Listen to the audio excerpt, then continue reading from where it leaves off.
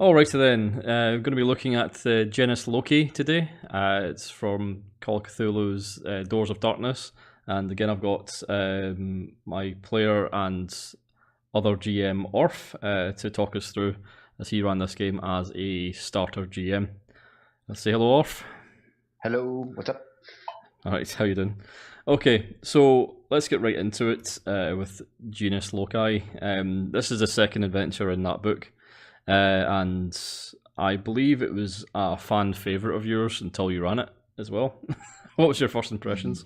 Yes, it was. I really liked it. I mean, yeah, I think I told you already, but yeah, it reads really well. When I went through it, planning it in my head, it was, oh yeah, this is gonna go fucking awesome. This is gonna go by the books. But yeah, I've run it 3 times, and each time I think kind of diverted more than the last from the main plot. So yeah. Slowly ground you down.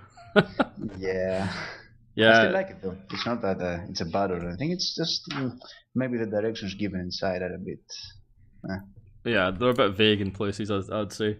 It's laid out better than the first one was, the Beneath the Dark Hill. What's it called? Darkness beneath the hill. That's the one.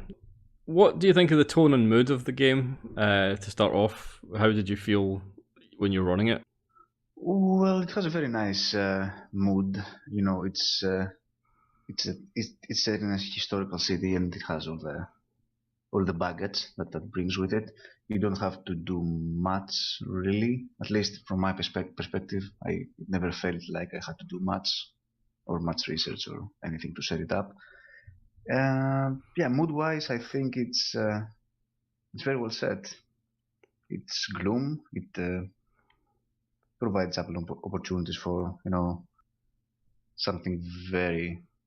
I'm looking for another word for gloom, but Dark. I can't find it. Yeah.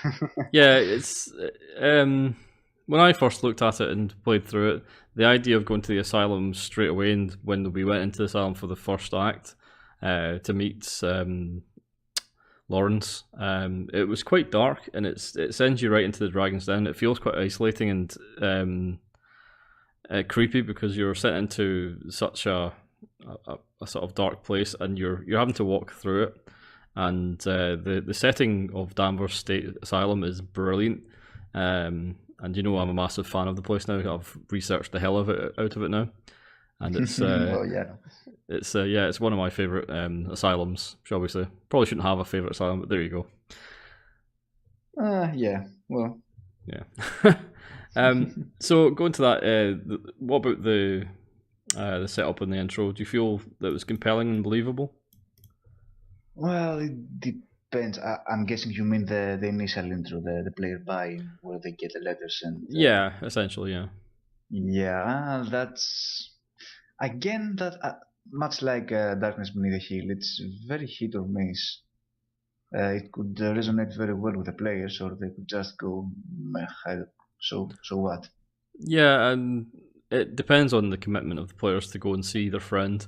It does leave you a little bit open to how you can do it, but I think it's compelling enough for them to visit. And the premise of an old friend has been committed to the asylum, and now sends you a letter saying they need help getting out is reasonable. It's better than a lot of scenarios I'd say I've seen. But yeah, the players have to take the hook essentially, and they know it's there and they know what they're being handed. It's a little bit begrudging, I suppose. Yeah. Well, I mean, in the scenario that we played, in the instance that we played, I think I made the abducted, let's say, character to be the NPC from the first one, if I remember correctly. So I could give you a bit more of a buy-in because you already knew him and you had some kind of connection with him. And I think it's also mentioned into the module that you could do something like this. And it Yeah. is very useful, I think. Yeah, it kind of sequences these two together quite well, and that's a not a bad idea to do that. And it did definitely add in a little bit more of the investment, I suppose. We knew this character, and we did go up and see him and all that sort of thing. The first act, going into the asylum blind like that, was I think is probably the strongest act It really does ramp up the sort of unknown factor when you go and see the doctor and all that sort of thing, how he treats you, and it's quite clear that there's a lot of hidden aggression there, and no one really wants you there. Like Asylum inmates and even the nurses have like bite marks and missing limbs and fingers and that sort of thing. So there's clearly something going on, and it feels like you shouldn't be there. Yeah, there's something every corner for the players in the opening scene at least, and it's very well laid out, to be honest. In the format that they present to you, so you can give it to your players. Yeah, it's not too bad at all. They don't really give you a lot to go on if you go off the rails, though. Essentially, you've got to go to the office and then to the J ward, and that's you, essentially. And I was yeah, they give you nothing out of the rails, essentially. Yeah, it's very one tone. You got to stay on this path, or you're pretty screwed. And I think that's where this module or scenario falls down pretty heavily, actually. When the players get to Act 2 and they get their own agendas and agency, they tend to go AWOL and really push out the boat sometimes. Yeah, that's what happened in all 3 of my sessions. It never went as planned, so yeah, I agree. What about the other 2 sessions? I know what happened in mine, obviously, but did the other 2s try and rescue them straight away like we did, or did they do something else? Well, kind of. The first one, yeah, kind of tried something like you tried to storm into the asylum essentially at night and break out their friend. Okay. But yeah, although it's mentioned into the scenario that this is an option that the players have, it doesn't really give you any direction as to how to handle this, or how to handle the insides of the asylum, or the guards, or how are they affected and how they seem to be affected by the Loigor or by any presence at all. It's a bit vague on that part. Yeah, the Ilagor, is that how you say it? Logar? I spell it Loigor, but yeah, I get it's up to anyone. It's a difficult one. Yeah, it's one of those things. I was surprised that it could actually manipulate things with telekinesis. I never knew that it was it doing that. I remember things falling and things like that, but I never ever thought it was the Ligar doing that.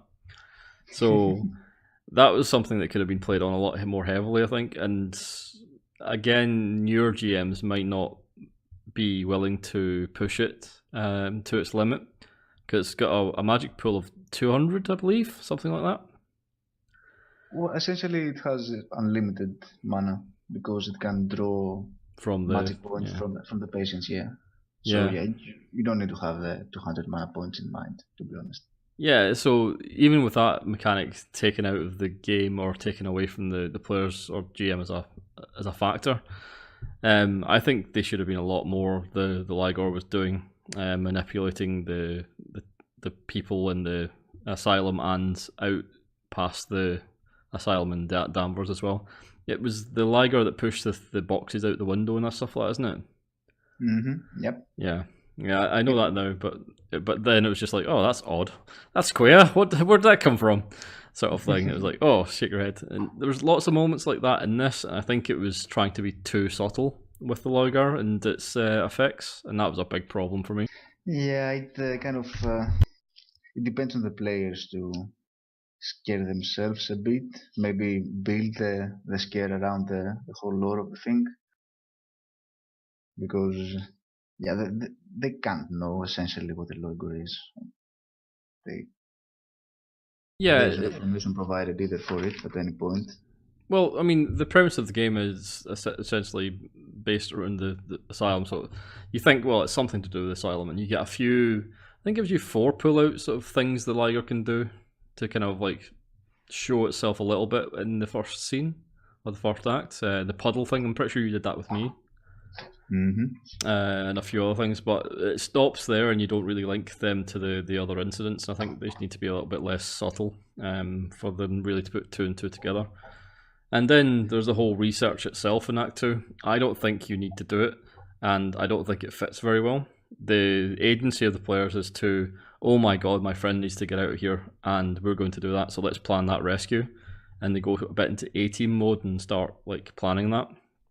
There's not really a lot of research required other than get the plans for the hospitals maybe, and the whole backstory of the stone and the diary pages and the handover and the amphitheater is all very second fiddle to that, I think. Yeah, kinda. There is a dream sequence that we never got to in our game because you stole the asylum right away, as Yeah, all of the groups did. we never went to sleep, I don't think. Yeah, I mean, who would, to be honest? You know there's a malevolent presence. You know that your friend is in there. Yeah, Are you gonna just going to sleep? So yeah. I think it'd be better if there was a timer on it, rather than sort of in-game timer like of days. I mean, I suppose there was with the 3 days, but a lot shorter. Like that night, it's going to happen. Yeah, but in that case, you would need someone to let know of the PCs that something's gonna happen tonight. Although you do have what's his name, McBride? Yeah, McBride. Yeah, he does. He gets let loose to kind of like shoo you off or even kill you, I think, and he basically gives you a warning instead. Yeah, but it is set up in a very constricted manner. I think it supposedly has to happen after the dream, I think, or while the PCs are sleeping or something. And Yeah. yeah, as we said before, it's very unlikely that the PCs are going to go to sleep. Yeah, it's more likely they'll use that night to break in, like we did. We did actually do the research though, and we did find everything. And that's another problem with the research; it points you straight at the rock, at the stone, the granite slab with the elder sign on it. So it produces that as a solution almost to the whole scenario. Replace the stone near the amphitheater, and you win. And that's really not Yeah, the case. but you can't replace the stone. It's not there That's anymore. So You can't even make it from scratch, so that's kind of a problem. yeah, you don't have Elder Sign, you're a new investigator, and there's no really way of getting it unless you set that up in the previous scenario, I suppose. You could maybe learn it from the Lizard Man. That could have been a possibility. Yeah, true.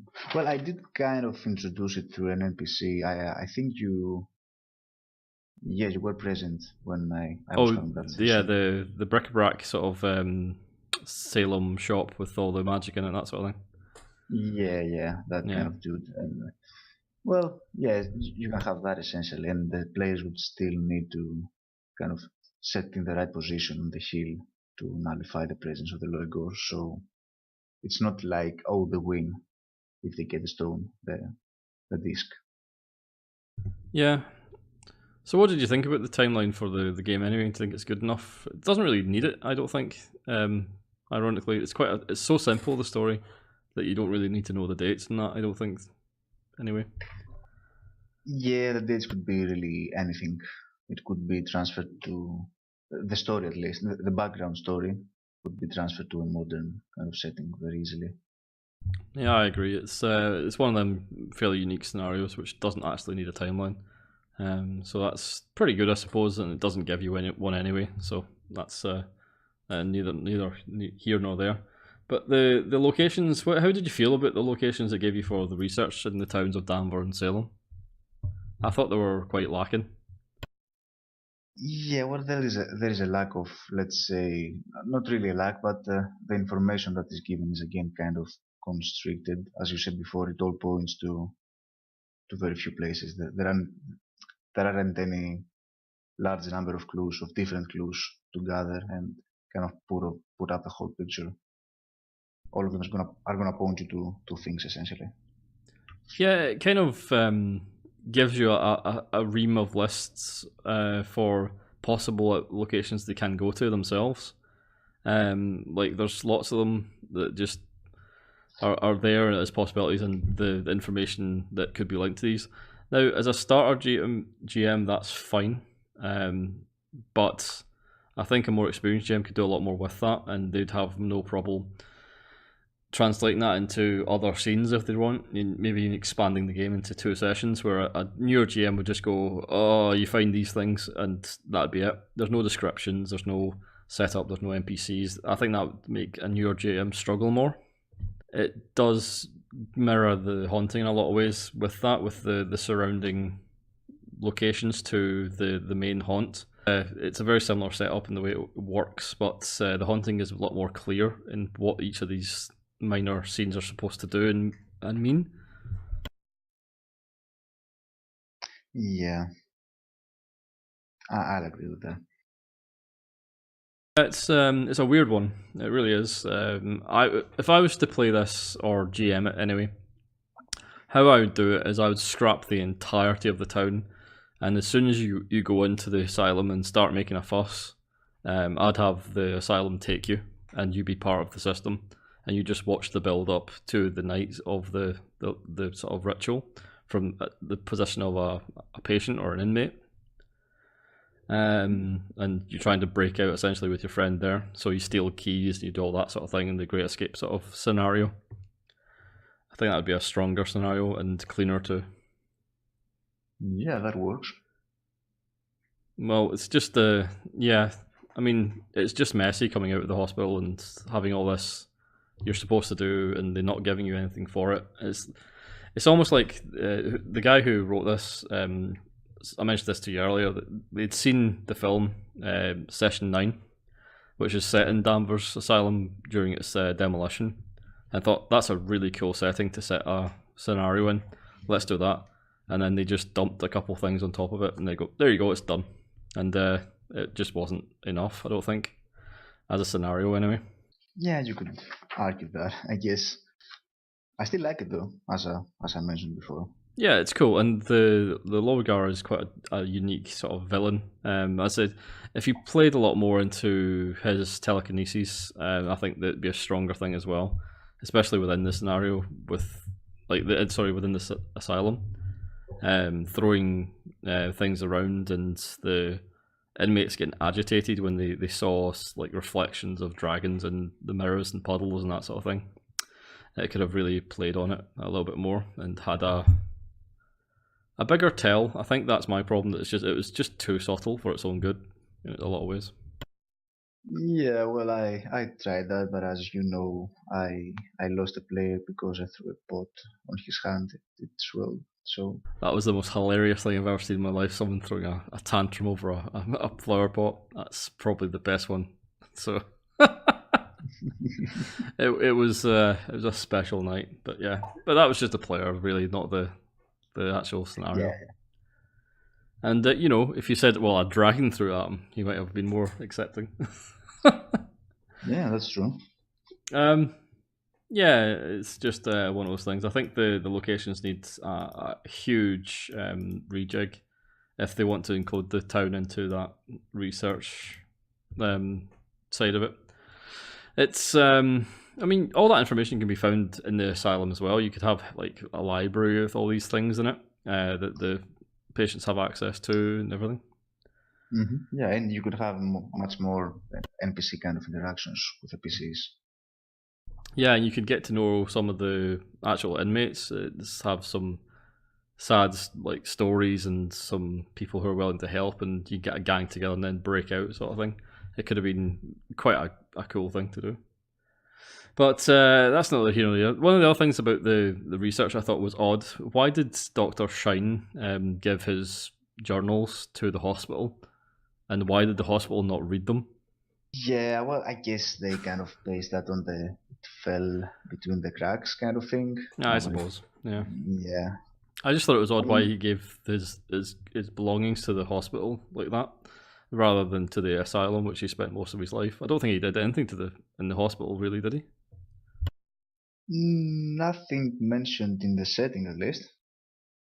Yeah, it's. I just thought that was an odd one because when you'd handed them handouts to us from the hospital, that was a real shock. It's like, oh, these don't seem to fit the location really, and they're the main crux of the story and the main find, I think, as well.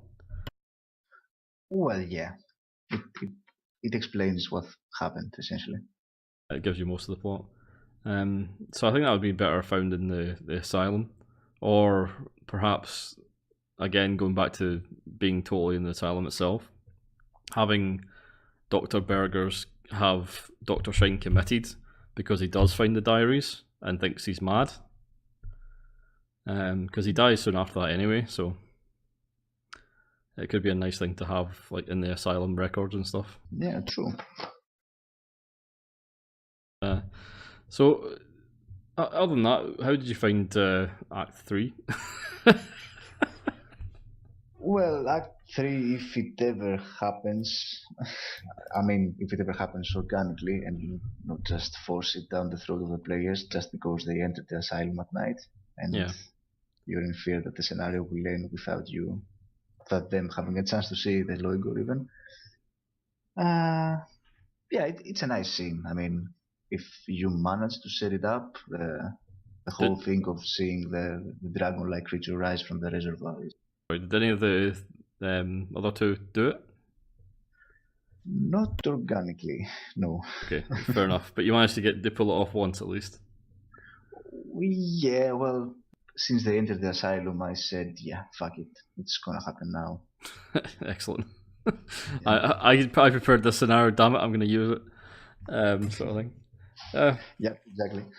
It's a bit of a shame, yeah. But again, the Logator knows all about you as soon as you've put your foot on the property, so it knows you're breaking in as well. So it's a weird one to me. Yeah, supposedly it should attack you very openly and just get you out of the equation. But yeah, I mean, it could even like mind control the guards, or tell the guards, or like have the inmates storm you or whatever. There's really no hiding from it, and it's yeah. It controls the whole city essentially. Is that how much? Is it? I think that yeah, it's well, since its sphere of influence falls around the city, then yeah, it can do anything it wants in the city.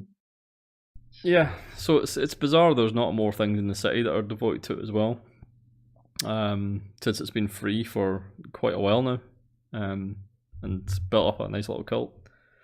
So yeah, maybe it would be nice again if you want to go back to the research part. It's like having some of them just capture you when you investigate or meddle too far, and like the whole town just marches you up in robes as they're part of the cult as well, or something like that. That could be cool. Yeah, but it's a little bit like Hammy and Hammer Horror, I suppose. But you could do that if you really wanted to corral the players. But yeah, so there are 3 solutions that you can come up with for this scenario, really, though. There's the escape, which we did.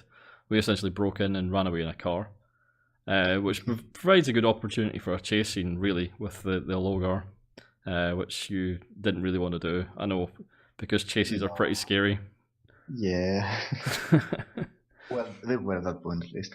Yeah, I mean, it's, again, going back to this as a beginner's scenario, and it would be nice if they'd talked you through the chase if it happened, because it'd be awesome, not just nice. Yeah, so I think it really lacks that sort of direction to the GM, saying, look, we're going to go into a chase scene here. If they run, you're going to chase them down with the Logar, and it's huge and fast, and it'll probably catch them. And while you're doing it, you can flip trees in front of the car to slow them down and things like that. That could have been a really epic scene, going down the hill. And it's just new GMs just won't do it because it's the scariest part of the rules. Well, something like that happened in the first game. The first time I ran it, the group, the 2 people that kind of were in the group, they essentially escaped in a very similar manner to yours, but they took it the downhill. Well, not even road. They just took the hill down. They rode the hill with a car and just managed with I think a critical drive check to navigate through the woods. But it wasn't a chase or anything. Okay. Yeah, it's a missing element, and I feel that could have been really cool. But it's not where the research not takes you. So the other 2 are defeating the Logar, which they're never going to do. Let's get armor 8 and 1 billion hit points or something. and basically I win button as a spell. So good luck confronting that. I mean, you could do it if you get a few critical hits, I suppose. Yeah, if you have a Tommy gun and some grenades, maybe just ram the car onto it. Maybe. See, that's another thing as well, which would be cool. It's like the Logar, because it's got telekinesis. It can pull triggers of guns. It's like it could really mess with people, shoot them in the foot and stuff. Yeah, haven't thought about that. Like dynamite, like lighting dynamite by accident, things like striking it the match before they're ready to light it and things. Could be kind of cool. And if you foreshadow that like enough with not the subtle art elements, but you know it's this thing doing it, then they might be a bit more reluctant to break in guns ho. You know. That's true. Yeah. Yeah, so the last one's the most obvious one, and it's the one the scenario doesn't want you to do, is the replacing the stone. Now, there's a guy called McBride, which you talked about earlier. I think he's meant to be part of the construction crew of the amphitheatre as well, and he's the one that breaks it, or he moves it or something. McBride is the one, that is essentially in charge of the construction crew, but they were all part of the asylum. They were all patients. Anyway. Yeah. So he's... It's just one of those things, and he's the one they let out as well. So again, you could use him as a patsy, just to say, I know where the stone is, it's part of the amphitheatre now, and you have to like get it out, or it's on a scree pile somewhere where they dumped all the extra stones, and you have to go and get it and move it back. You could use him to actually fix that problem, and it only needs a few lines of dialogue in the actual text to say that as well, because he's going to talk to you anyway, breaking out and having to deal with you, essentially.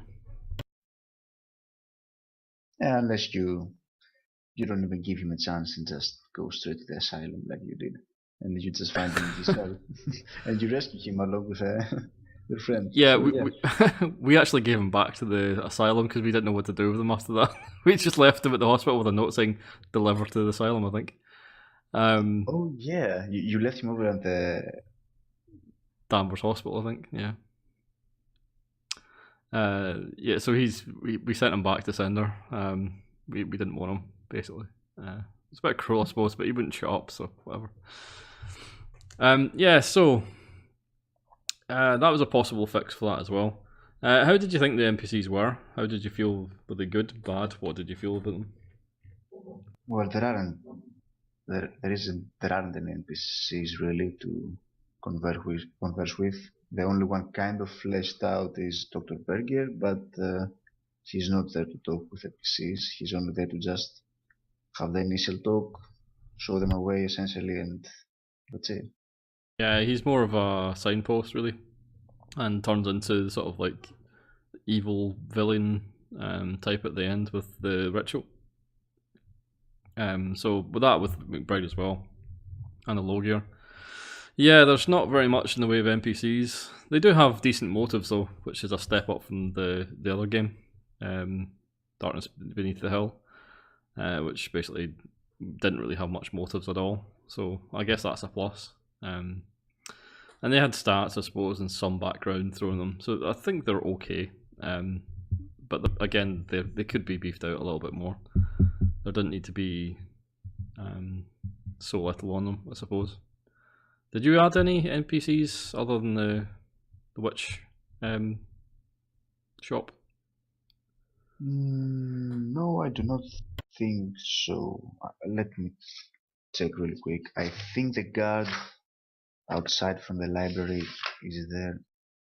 Yeah, I think he's provided by the module. No, the occult weird guy was the only thing that I kind of introduced.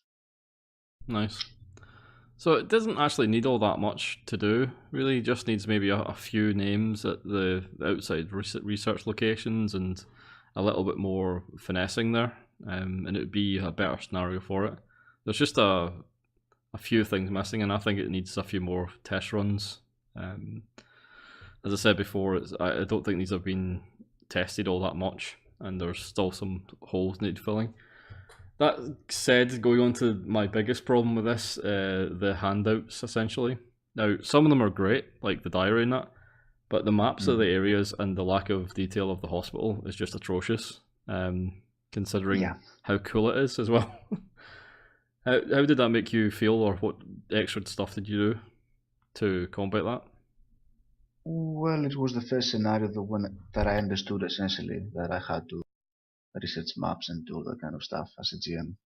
So Ah, yeah, it shook me to the core, the lacking amount of stuff I right, got for this map wise at least. right. Because yeah, Yeah. So it basically taught you how to go and do the hard bit of GMing, which is all the research essentially, and putting together the maps and locations. I suppose that's pretty valuable, even though it doesn't specifically tell you to do that. If it told you that you'd maybe have to do some research, then that'd be great. I think it is possible to run it without any more maps or that, but it's worse off for it. depending on the group. I mean, maybe if the players are really, really into the game and they expect the GM to kind of train rail them and he is comfortable to take them to his own pace to the amphitheater, then yeah, you wouldn't need any other maps essentially. It's all there. You would need to kind of block the Loigor from the middle of the lake, of course, because of course they have it showing on the map. Yeah, that's pretty bad. Never thought about that actually. Yeah, you'd have to edit that out. I mean, they're getting better at giving out two maps, one for the players and one for the GM. But yeah, I think I this mean, happens again in Servant of the Lake as well, doesn't it?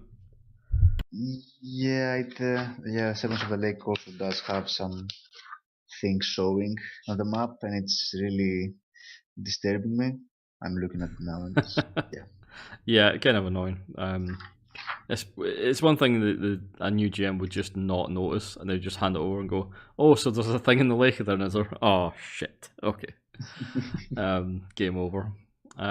So yeah, it's not very clever, I suppose, in a lot of ways. It's kind of a bit tone deaf to what it's meant to be. And there's nice art though. The art's great for it, and the handouts are nice, other than the maps. They're a little bit on the basic side, but they do the job, and I think they're pretty good. You get a lot of them as well to help the GM tell the story, I Oh suppose. yeah, I think they're more than fine. As you said, yeah, they do the job, and actually you get some pretty nice kind of scene handouts that they provide.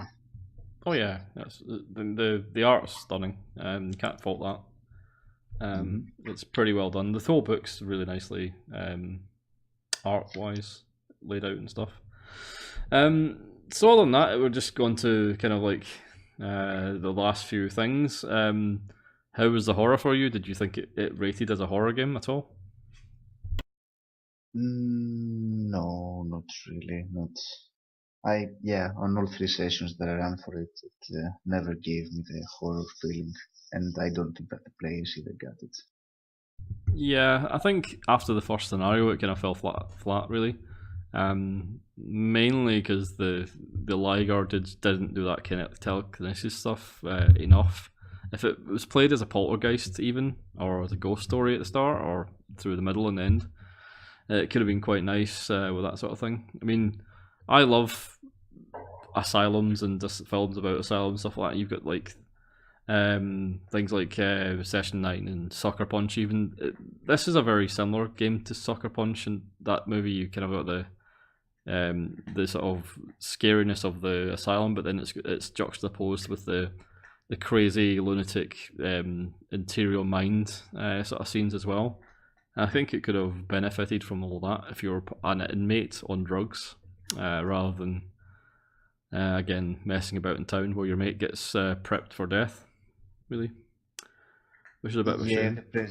if the presence was always there, and if you were just kind of you had to be in its presence always, it will certainly feel more horror, and the player would have to deal with it in Yeah, in other ways than just storming the asylum. yeah, it became more of a sort of like action hero sort of adventure, with the break in and break out. Again, very similar to the first one. It probably end up the way it's run as a better pulp story. Well, yeah, it really works as a pulp one shot. I mean, you have a really nice encounter at the end. The players can go all out, and they do have a chance of killing the Loboyko as a pulp. That's true. They definitely have a chance. So, does it stand up to the haunting? With a bit of work, I'd say maybe yes. Ooh, controversial. I think I agree with it though. It's a diamond in the rough, and I think it's a real shame. Everyone I've talked to this about, and I've talked to a few other GMs about it, really love this scenario or really want to love this scenario, and then they read it and they go, "Shit, there's so much work involved making this good that it's just not worth it." So would that be you as well? If you looked at this scenario again with fresh eyes, now you've got 6 months GMing experience, would you still want to run it? Oh yeah, I definitely still would like to run it sometime in the future. But yeah, as you said, lots and lots of modifications. Maybe just keep the core story even and place it in a wholly different setting. Maybe Yeah, even in a modern setting. that could be interesting as well because there'll be a lot more guns about, and yeah, you could play on it a lot more. There's a film called The Cure for Wellness as well, which kind of reminded me a little bit of this, of what it should be at the start. That sort of like almost like a sort of like health retreat at the start, sort of like put the veneer of this is a good place on at the start rather than just go straight in with the horror. It could be quite cool as well. Mm. Really build up that sort of like change from a nice healthy like medical ward to the decrepit crazy house that it is as well. Maybe that was a bit too on the nose for me at the start, but yeah, that's good. So, is there any parting thoughts before we break? No, not really. I think we went through everything. Yeah, I agree. I think the only other thing I would mention is they really missed a trick because I mean, 1920s in Danvers State Asylum, it's where they started perfecting lobotomies. It's where it came from. Trying to deal with the overcrowding, they started using that to quell the angry ones and the ones that blacked up. And it's right in this time period, and you know, it's sort of like the thing that I think should have driven the whole story, perhaps the research into that. But you know, c'est la vie. All right, so that's the Genus Loci, and thanks for listening. Bye.